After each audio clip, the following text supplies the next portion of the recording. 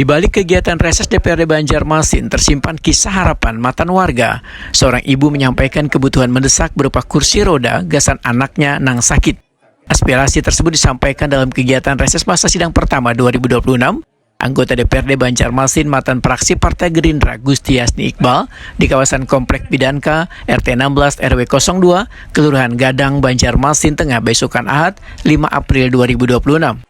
Salah seorang warga, Listi, mengungkapkan kondisi anaknya yang membutuhkan kursi roda gasan menunjang aktivitas sehari-hari.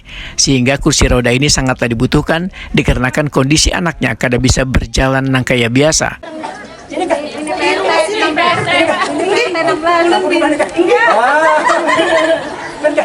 Oh iya, siap. Oke. Iya, siap. Kursi roda. Oke. Nanti lu langsungkan ke dinas sosial. Kalau punya lambat, lu bantu aja. Duduk, silakan. Kalau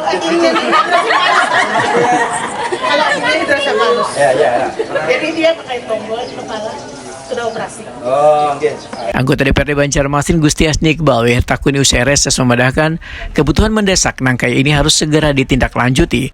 Dalam kegiatan ini turut hadir pula perwakilan Dinas Sosial Banjarmasin sehingga aspirasi warga dapat langsung didengar oleh pihak terkait.